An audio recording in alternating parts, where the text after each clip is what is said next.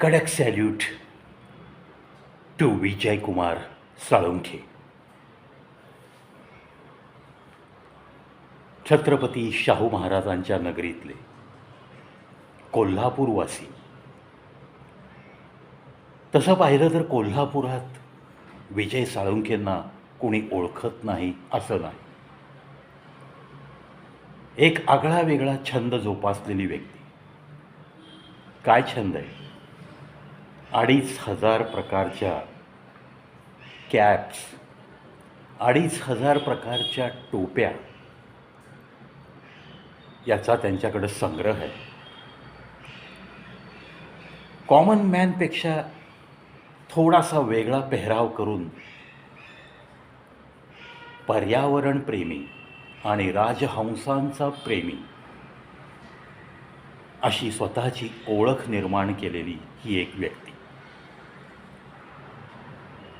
रंकाळा हा तलाव सर्वांना माहिती आहे. कोल्हापूर म्हटलं की रंकाळा तलाव आठवतोच. लोक अगदी विचारतात, हो रंकाळ्याला जाता का तुम्ही? फिरायला जात असता सकाळी संध्याकाळी? म्हणजे कोल्हापूरच्या जिव्हाळ्याचा प्रश्न हा रंकाळा.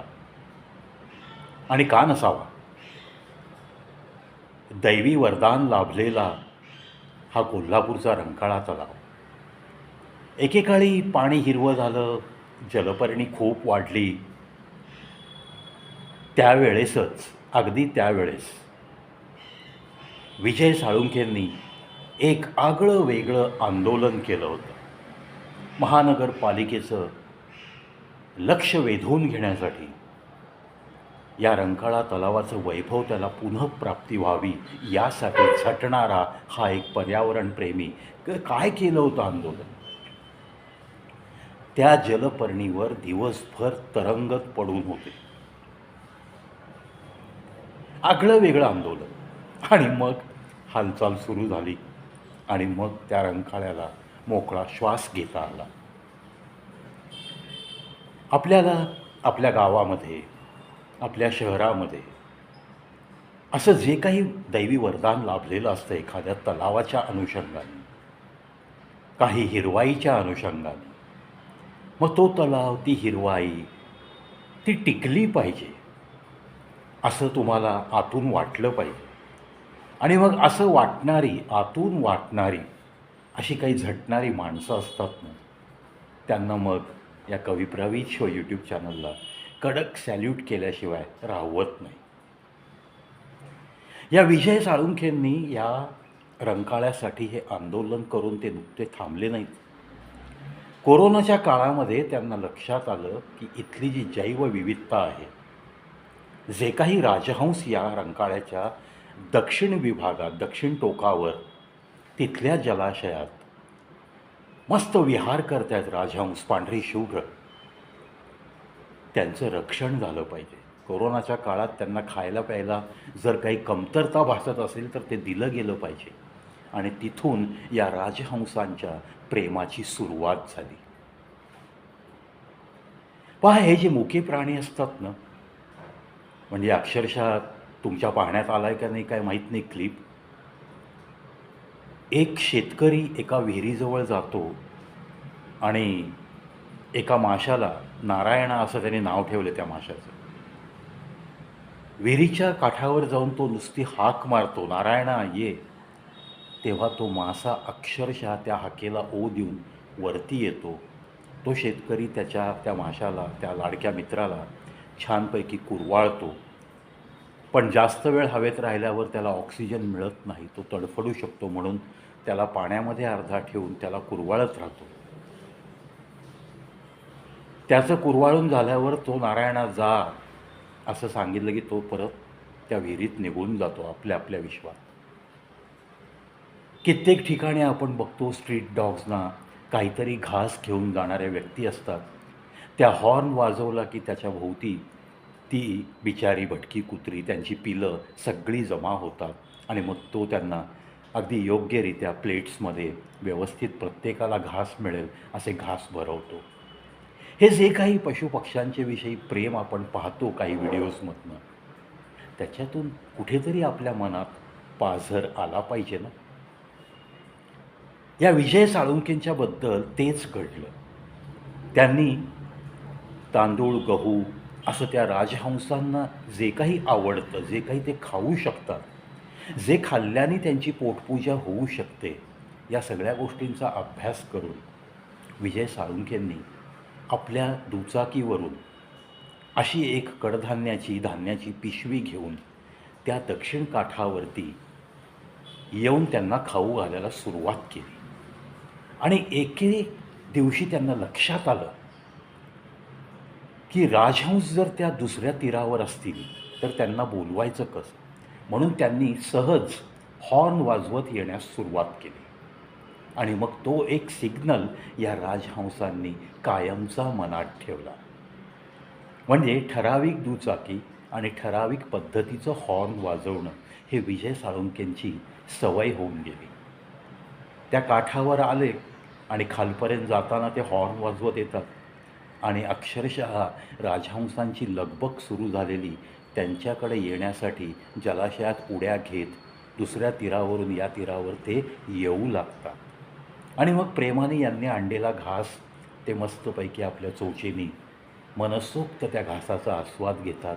विजय साळुंखे त्यांच्या जवळ जाऊन त्यांना कुरवाळतात, तरीसुद्धा ते कधीही असे तिथून पळून जायला पाहत नाही.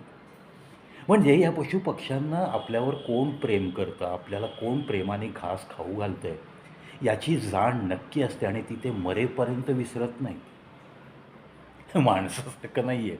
माणूस कधी उपकार विसरेल आणि कधी कोणाला टांग मारेल याची काही शाश्वती नाही.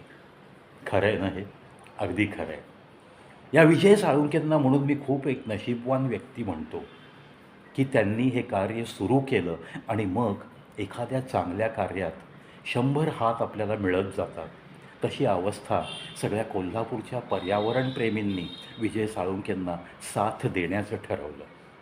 म्हणून मी विजय साळुंखेंना तर कडक सॅल्यूट करतोच आहे, पण त्यांच्या हाताला हात लावून त्यांना सहकार्याची भूमिका देऊन काहीतरी त्यांना मदत करण्याच्या उद्दिष्टाने जितके म्हणून पर्यावरणप्रेमी किंवा जितके म्हणून सजग नागरिक या राजहंसांच्या पालनपोषणासाठी मदत करत आहेत त्या सर्वांनासुद्धा कवी प्रवीण शो यूट्यूब चॅनलचा मनपूर्वक प्रणाम.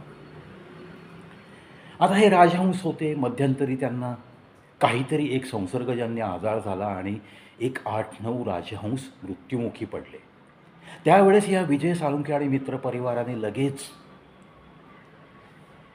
पक्ष्यांचा दवाखाना किंवा त्यामध्ये एक्सपर्ट असलेल्या डॉक्टरांना संपर्क साधला. आणि मग आता त्यांना तर टॉनिक द्यायचं आहे, औषध द्यायचं आहे, पण ते तर काठावर येणार नाही आहेत. मग विजय साळुंखेंनी त्यांची नेहमीची ट्रिक वापरली. त्यांचा हॉर्न वाजला की सगळे राजहंस काठावर यायचे. मग त्यांना आणलेलं खाद्य खाताच त्यांच्या चोचीमध्ये विजय साळुंखे आणि इतर कोणाची त्यांना सवय झाली असेल अशा त्या डॉक्टरच्या सोबत लोकांनी त्यांना औषधाचे डोस द्यायला सुरुवात केली. आणि अर्थातच उरलेल्या त्या 25-30 राजहंसांना जीवदान मिळालं. त्या संसर्गजन्य रोगाची लागण त्यांना झाली नाही आणि मग तिथे ह्या राजहंसांचं वास्तव्य हळूहळू सुखरूप असं होऊ लागलं. यानंतर अर्थातच मग काही लोकांच्या मनात आलं की अरे इथे नरच जास्त आहेत, मादी नाही आहेत. मग अशाच एका पर्यावरणप्रेमींनी स्वतःच्या कारमधनं मुंबईला जाऊन खास 5-6 माद्या आणल्या आणि त्या या जलाशयात सोडल्या. परिवार वाढण्यास सुरुवात झाली. म्हणजे बघा, संगोपन, जोपासना आणि त्यांची सतत काळजी घेणं, स्वतःचे व्याप सांभाळून रोज अर्धा तास 1 तास तरी विजय साळुंखे वेळ काढतात आणि रंकाळ्याच्या या दक्षिण टोकावरती आपल्या या मित्रांना भेटतात, खाऊ पिऊ घालतात आणि मग तो आनंद त्यांना देऊन स्वतः आनंद घेऊन छानपैकी पुढचं आयुष्य जगण्यासाठी तिथून निघून जातात. आता या पर्यावरणप्रेमींची एक साधी मागणी आहे की परिवार वाढतात, त्यांची अंडी चांगली उबवली गेली पाहिजेत, इतर प्राण्यांपासून त्या अंड्यांना धोका नाही झाला पाहिजे. भटकी कुत्री असतात, इतर काही तिथे वर्स्ट मेंटॅलिटीची, म्हणजे ज्यांना काही देणं घेणंच नाही आहे, ही जैवविविधता का टिकवायची, पर्यावरण काय, तलाव काय, या गावाचं आपलं वैभव आहे, अशी काही म्हणजे मूर्ख मंडळी जी असतात त्यांच्यापासून पण या अशा चांगल्या पक्ष्यांना धोका असतो. तर ह्या सगळे धोके जर टाळायचे असतील तर या पर्यावरणप्रेमींना मला असं वाटतं की महानगरपालिकेने त्यांची जी काही डिमांड आहेत, अहो ते काही स्वतःच्या घरासाठी मागत नाही आहेत. आपल्या शहराचं वैभव टिकवण्यासाठी महानगरपालिकेला ते भीक मागतायत. भीक हा शब्द मुद्दाम मी वापरतोय, कारण ती मिळत नाही आहे ना. आर्जव करून, विनंत्या करून मिळत नाही आहे. अवघड आहे का हो त्या दक्षिण टोकाच्या त्या राजहंसांची किंवा तिथं असलेल्या जैवविविधतेला जपण्यासाठी एखादी जाळी मारून, व्यवस्थित एक सर्कल करून, एक त्या जाळीला छोटंसं गेट करून आतमध्ये भटकी कुत्री जाणार नाहीत, भटक्या कुत्र्यांचा त्यांच्यावर हल्ला होणार नाही, मनसोक्त त्यांना दोन्ही किनाऱ्यावर फिरता यावं, अशी आपण तटबंदी जाळीची करू शकतो. मनात आणलं तर ते एक दिवसाचं काम आहे. दानशूर व्यक्तींनीसुद्धा जर महानगरपालिका खूप गरीब असेल, भीक देऊ शकत नसेल पर्यावरणप्रेमींना, तर दानशूर व्यक्तींनी पुढे येऊन या विजय साळुंखे आणि परिवार, इतर जे काही पर्यावरणप्रेमी मित्र आहेत, त्यांना थोडासा हातभार लावायला काय बिघडेल? मी तर आव्हान करेन विजय साळुंखेंना की तुम्ही तुमच्या ग्रुपमधले 1-2 विश्वासू फोनपे नंबर डिक्लेअर करा. सोशल मीडियाचं असं जग आहे. तुम्हाला इतकी मदत येईल की तुम्ही अक्षरशः तो रंकाळा तलावाचा तो दक्षिण भाग जो आहे तो खास राजहंसांसाठी आरक्षित केल्यासारखं त्यांचं तुम्ही संगोपन करू शकाल. आज त्यांची अंडी अशी जपणूक करणं, एक छोटंसं शेड बांधून हे पर्यावरणप्रेमी करतायत. त्याच्यातून पिल्लं झाली आहेत. आज 3-4 पिल्लं, 3-4नी संख्या वाढली आहे.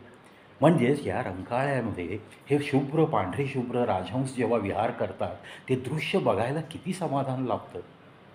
हे सगळ्यांना समाधान मिळू शकतं, त्याला जर थोडं प्रोटेक्शन दिलं. आज तर आपण ह्यांच्याकडे दुर्लक्ष केलं आणि भटक्या कुत्र्यांची शिकार होत गेली हे, तर मग त्याला जबाबदार कोण? विजय साळुंखेंचं कार्य अतिशय उत्कृष्ट कार्य आहे. कारण सातत्य राखणं हे ज्याला जमतं, अशा पशुपक्ष्यांच्या प्रेमाविषयी प्रेम दाखवतात. 1 दिवस, 2 दिवस, 10 दिवस ठीक आहे. अहो पण हे वर्षानुवर्ष असं प्रेम दाखवत त्यात सातत्य राखून त्यांना खाऊ पिऊ घालणं, हे काही म्हणजे आयऱ्या-गैऱ्याचं काम नाही आहे. मदतीचे हात खूप मिळतील, पण तिथं जाऊन स्वतःच त्यांना खाऊ घालावं लागतं. तेव्हा रोजचा अर्धा 1 तास वेळ काढणं, आपण कोण कोणाला अर्धा 1 तास वेळ देतो हो आजकाल? विचार करा ना, माणूस माणसाला पारखा झाला आहे. माणसं एकमेकांना वेळ देत नाही आहेत. माणसं एकमेकांना सांगतात की अरे मी खूप बिझी असतो, मला मोबाईल बघायला पण वेळ नाही. असं सांगणारी माणसं 24 तासातले 8-8, 9-9 तास मोबाईलमध्ये डोकं घालून बसलेली तीही मी पाहिली आहेत. म्हणजे नाटकीपणाने वागणारा हा माणूस हा पशुपक्ष्यावरती असा इतक्या सातत्याने प्रेम करू शकतो का? आणि म्हणूनच विजय साळुंखेंचं महत्त्व मला तर खूप वाटतं की अशी माणसं या पृथ्वीतलावर आहेत, म्हणूनच आपण अजूनही काही पशु पक्षी प्राणी पाहू शकतो आहे. अदरवाईज हे सगळे चित्रामध्येच बघून आपल्याला समाधान मानावं लागेल. त्यामुळं अशा कोल्हापूरच्या सगळ्या पर्यावरणप्रेमींना पुन्हा एकदा मी नमन करतो, प्रणाम करतो. आणि विजय साळुंखेंना हाताला हात लावून सहकार्य करणाऱ्या प्रत्येक व्यक्तीला मी आज या व्हिडिओत खूप महत्त्व देतो. प्रत्येकाची नावं इथं मेन्शन करणं शक्य नाही आहे. आणि कोल्हापूर महानगरपालिकेला अगदी हात जोडून विनंती करतो की तुमच्या बजेटमध्ये अशा काही प्रोव्हिजन्स नक्की केल्या पाहिजेत, ज्यायोगे तुमच्या गावाचं वैभव तुम्हाला टिकवता येणं हे अर्थात महानगरपालिकेचंच काम आहे ना. जनता करते हो, जनता दिलदारपणा दाखवते आहे, पण तुम्ही आपापल्या तुंबड्या भरताना थोडाफार भार असा काही निसर्ग, काही आपण जर काही वाचवू शकलो, पशुपक्ष्यांच्यासाठी काही करू शकलो, तर ते पुण्य पण घ्या ना बांधून जरा, असं मला महानगरपालिकेतल्या संबंधित सगळ्या विभागांना विनंती करावीशी वाटते. विजय साळुंखेंच्या पुढच्या कार्याला, पर्यावरणप्रेमींच्या पुढच्या कार्याला नेहमीच या प्रवीच्या शुभेच्छा असतील. लाख लाख या सगळ्यांना शुभेच्छा अर्पित करतो. त्यांना खूप मोठं आरोग्यसंपन्न जास्तीत जास्त आयुष्य त्या विधात्यांनी द्यावं आणि त्यांच्या हातून अशीच या निसर्गाची, पर्यावरणाची, पशुपक्ष्यांची सेवा घडत राहावी, याच शुभेच्छा आणि सदिच्छासह या व्हिडिओ इथंच थांबतो. मित्रांनो, कोल्हापुरात जर तुमचे कोणी काही मित्रमंडळी असतील तर त्यांच्यापर्यंत हा व्हिडिओ पोहोचवण्यासाठी तुम्ही मला नक्कीच मदत कराल. कारण त्या राजहंसांसाठी झटणाऱ्या, त्या राजहंसाचे कौतुक करणारा हा एका छोट्या कलाकाराचा व्हिडिओ आहे.